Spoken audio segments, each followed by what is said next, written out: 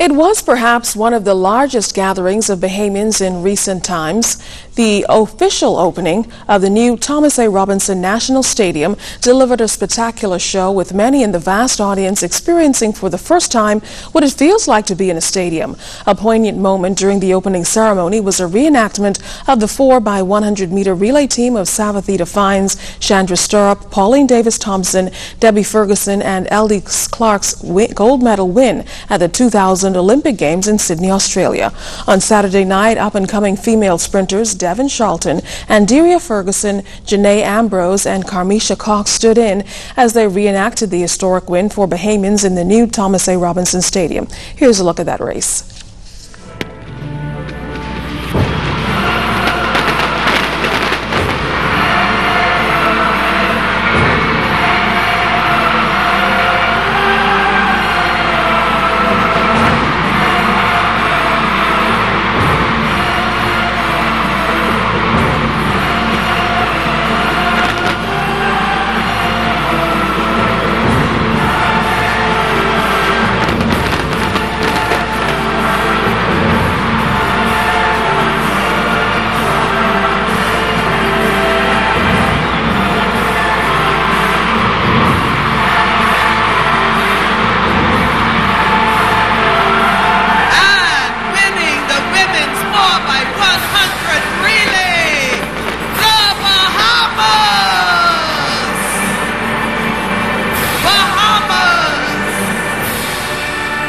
Brings back memories. Well, for more on Saturday's historic opening, we have two angles. First, we go to this report from Shanique Miller.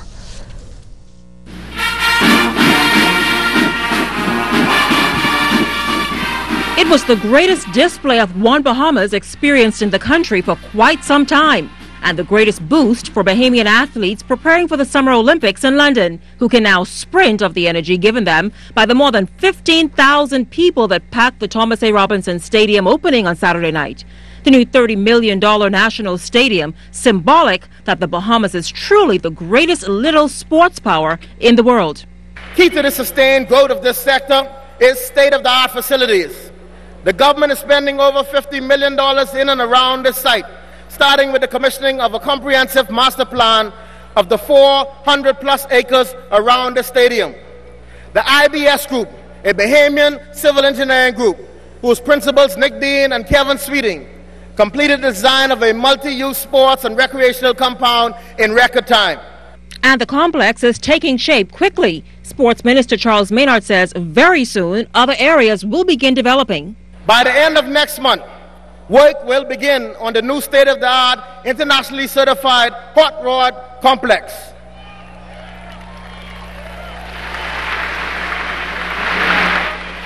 I am proud also to report that final drawings are being completed for the new multi-field Andre Rogers baseball complex.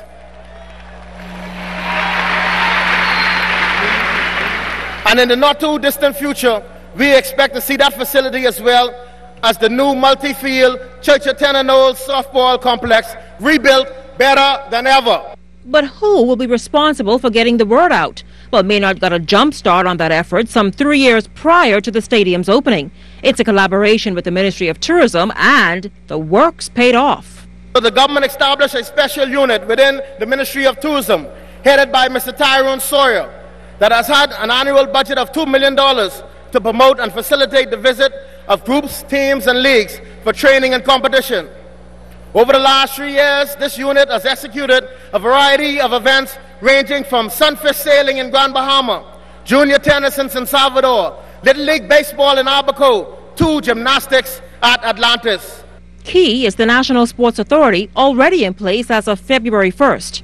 They are mandated to oversee the final outfitting of the stadium, the completion of Phase 1 of the Sports Center redevelopment, the scheduling of future phases, the upgrades of existing facilities, and the eventual oversight of facilities in Grand Bahama, Abaco, Eleuthera, and other family islands.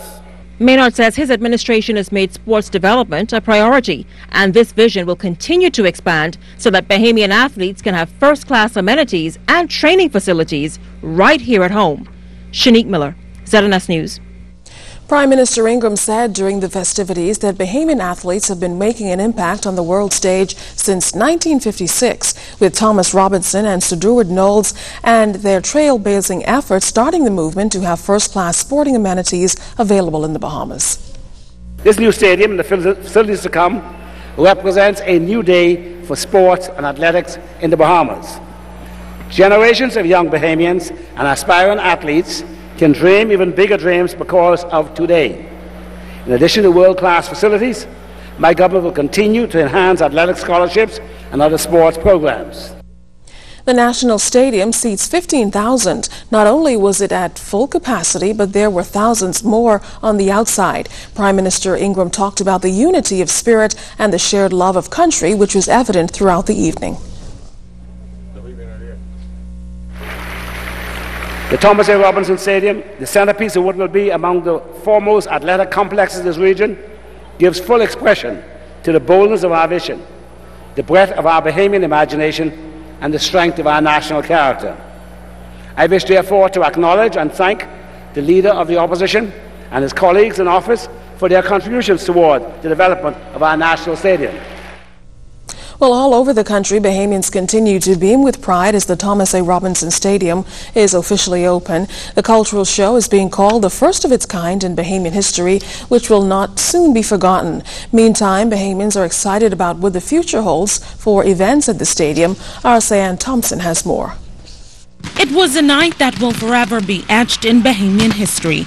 The official opening of the Thomas A. Robinson National Stadium is already being dubbed as the biggest and most memorable cultural event in Bahamian history. A proud resident, Nicole Archer, was happy to be among the more than 15,000 spectators who witnessed a once-in-a-lifetime event. It was just fabulous being here tonight. You know, I came hoping that it wasn't going to be a political event, and it wasn't. It was just a celebration of being a Bahamian, and I mean, what pride I think we all felt tonight sitting here on these beautiful, beautiful chairs. Such a change from the wooden and metal bleachers over at the other stadium. So I just want to say thank you to the Chinese government for this wonderful gift, and to all the Bahamian governments that started it and saw it to fruition. Well done. Michael Kirby and Nora Albury expressed similar sentiments. Oh, it was a spectacular event. I don't think we would get the same reception if we would have stayed home and watched this on TV. This is something you had to have been here to see. History definitely in the making. I enjoyed the culture show very much. It was breathtaking. I mean, it was an experience. I know people would have watched it on TV, but it's nothing like being here live. Deputy Prime Minister Brent Simonet was among those enjoying the evening. I think it was excellent. I think the Ministry of Youth did a fantastic job. We watched some of particularly the wave of where persons, the whole wave through, and then the flag, and not only the performers, Johnny Kemp, the whole thing was very interesting. The Junkanoo rush out. I think it was a fantastic opening. Well organized, culturally rich, and breathtaking are just some of the words other Bahamians used to describe the cultural evening. They did an awesome job. It was well planned, came together, I everything that you needed, entertainment. I loved it. It was a once-in-a-lifetime experience, and I'm so glad I was a part of it.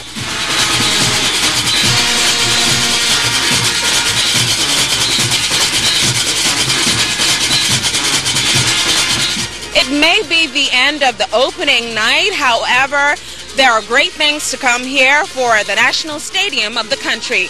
Reporting from the National Stadium, I'm Sayan Thompson. Well, family members of sports legend Thomas Robinson were also in attendance, excited about the honor being given to their relative. They say it was emotional and joyful as they recalled how their family grew up in a small wooden house in Hawkins Hill. Archer says one of his relatives this alone shows that young Bahamian people can aspire to do great things regardless of their background. It was an excellent choice. He loves his country, and he'd do anything for young people. And I think, he's deserving of that honor. He's been around a long time. It's the first one that started bringing the Bahamas to the forefront. So I think it's deserving of him.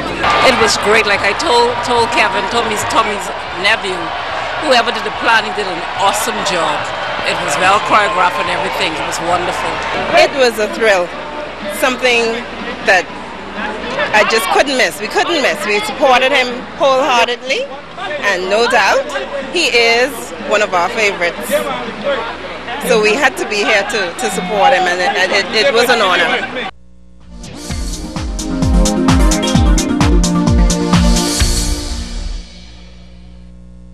Welcome to tonight's edition of the Business Beat, sponsored by Royal Fidelity. Good evening, Bahamas. I'm Altafiz Munnings. Let's take a look at what's making business news today. The Bahamas Information Securities Exchange, BISX, issuing its all-share index comparison for the past year. The BISX all-share index closed at just under 1,365 points, representing a year-to-date decrease of 8.97%. Trading volume for the past year was just under 2.9 million shares with a value of over $15 million. The average daily trading volume was 11,451 shares. December saw the highest trading volume and value. The local daily reporting today that the Grand Bahama Port Authority will be hosting Chinese delegates from Yiwu International Trade City, one of the largest wholesale centers in the world, to scout possible sites for a major distribution center on Grand Bahama. The announcement was made by Grand Bahama Port Authority President Ian Roll at the Grand Bahama Business Outlook last week. From the International Business Beat, Eurozone countries need to put more money in their rescue fund before G20 nations can step in to help. According to the German government, such a move was essential to their decision to provide more resources to the International Monetary Fund to help the region. And in regional business, the Organization of American States and the United States government has launched a project to establish small business development centers in 5 CARICOM states.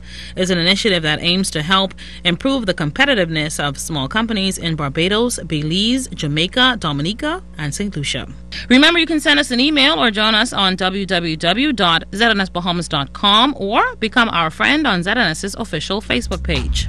And that will end tonight's edition of the Business Beat, sponsored by Royal Fidelity. Thanks so much for watching. I'm Altafiz Munnings.